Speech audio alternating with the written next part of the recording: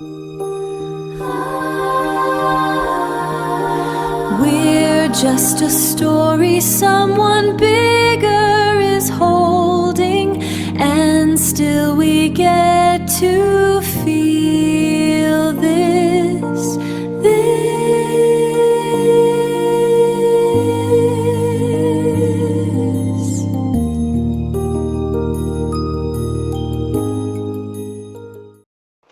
Tonight, I want to talk about something so incredibly specific, something you've absolutely felt in your bones, but maybe you just never quite had the exact words for.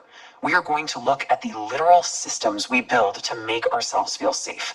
We're going to unpack the exact blueprints of how we construct emotional safety in an otherwise completely overwhelming world. Okay, think about this. Why does a glowing vending machine in a dark Japanese alleyway feel so profoundly, almost aggressively safe to think about? I mean, it's just metal, right? Glass, artificial light.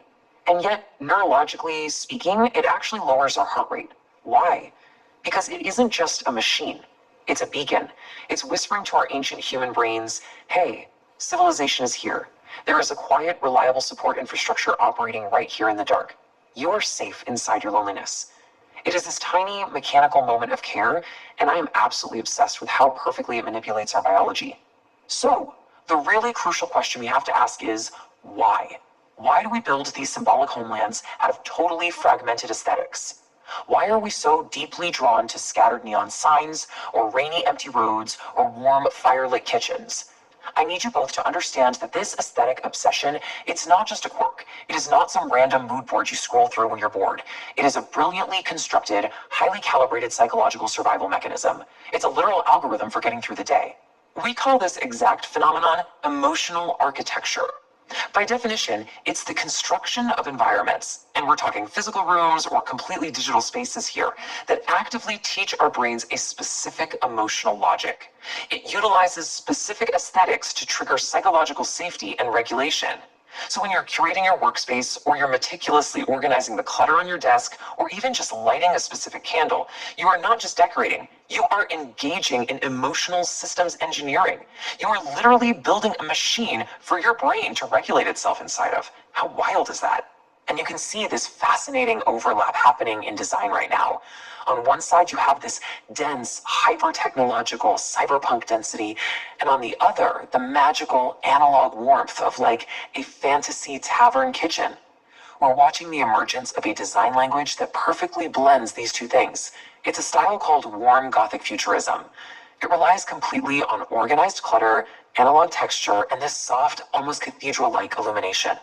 It's the coexistence of high-tech infrastructure and deep domestic warmth. Honestly, it's the ultimate synthesis. Section 2, Ancient Brains in Motion. Let's look at how these modern digital and physical spaces connect directly back to our ancient human survival instincts. Okay, let's dive into this evolutionary timeline, because this is the absolute holy grail of why we do what we do. Look at the progression. Our ancient ancestors were persistence hunters, right? They evolved to walk enormous distances, track really subtle patterns, and actually enter trance states through that repetition. That rhythmic movement physically regulated their emotions and allowed for complex social bonding. And today, our modern brains still desperately crave that traversal. You know how your absolute best, most creative ideas always seem to hit you mid-workout or maybe on a long drive? This is exactly why. Movement literally changes the available thought patterns in your brain. You are hacking your own biology just by moving forward. Which brings us perfectly to what we call the night drive state.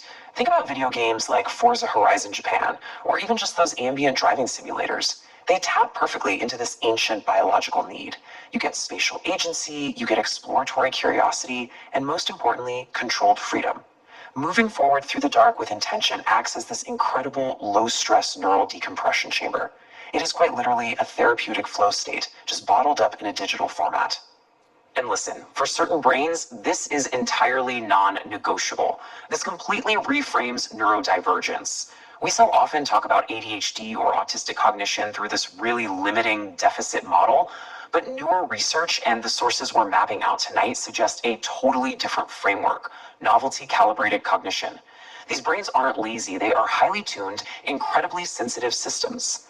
They require curiosity salience, aesthetic engagement, narrative framing, pattern completion, and symbolic meaning just to function smoothly. Boring tasks drain a disproportionate amount of neurological energy, right? But if you narrativize a task, if you give it aesthetic framing, it suddenly becomes effortless. That is intelligence. That is building emotional architecture right around your effort. Section 3. Cultivating systems of tenderness. Because surviving and creating over a long period of time is not about constant burning intensity. It is all about maintenance.